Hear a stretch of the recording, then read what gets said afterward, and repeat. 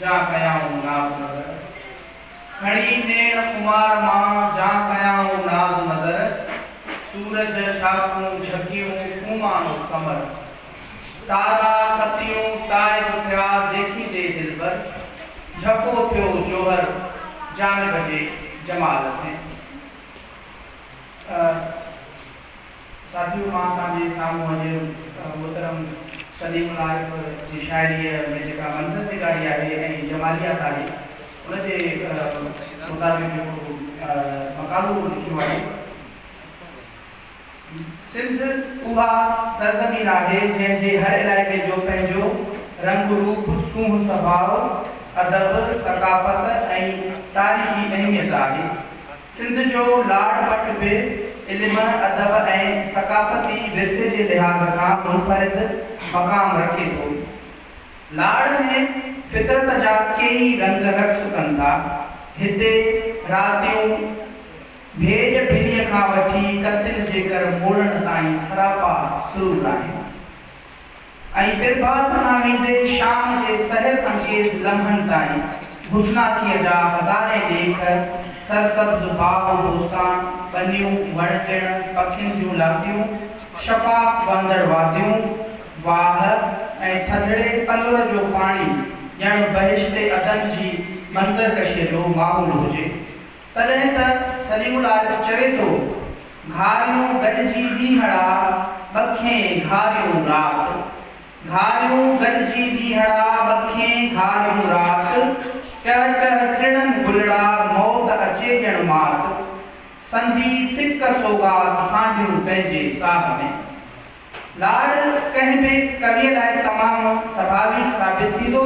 तॾहिं त हसंदड़ लाड़ जो ज़िक्र हिन रीत कयो आहे त लॻी वई लाड़ सां आलऊं अव्हांखे ॿियो भला छा चऊं लॻी वई लाड़ सां आलऊं अव्हांखे ॿियो भला छा चऊं असांखे इश्क सारिन जीअं छॾे फूके चढ़े थो पियो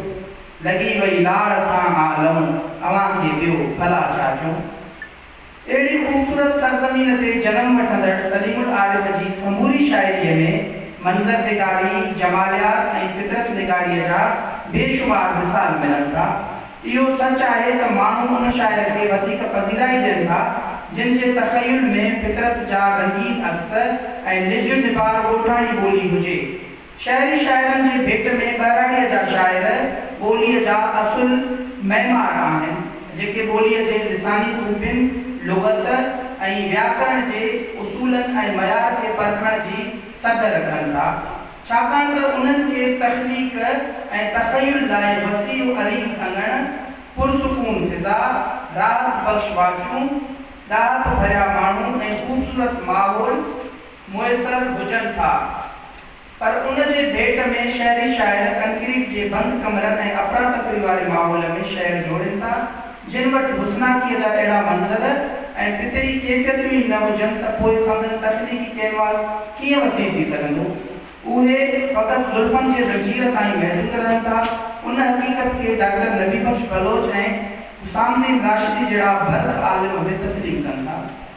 शहर में तख़लीक़ी क़ुवत कतब आणे शानदार शाइरी सिरजी आहे संदसि ॿोली ऐं ख़याल पुख़्ता ऐं असुलो बि बयान निहायत शानाइतो आहे वटस लफ़्ज़नि जो बेबहा ख़ज़ानो आहे संदसि तख़लीक़ी उॾार में फितरत जा इंजलठी रंग हुस्न जमाल सूंह विरूह नीह ऐं निज़ाकत भरिया निज़ारा निर्वार आहिनि मतलूब जी तालिब वांगुरु तलब मतलूब जी तालिब वांगुरु तलब ऐं तांघ लुड़क रंज रुसामा उकीर उमीदूं माज़ीअ जूं सारोणियूं मतिलबु त मुकमिल तौर ते इंसानी जज़्बनि ऐं कैफ़ियतनि खे सुंदर पेराए में समूहण जो ॾांहुं सलीम आरिफ जे हिसे में आयो सलीम आरिफ शाइरीअ जे केतिरनि सिन्फ़नि ते तब आज़माई कई जिन में हमद नात नज़म ग़ज़ल बैत ऐं सींगार शाइरी शामिल आहे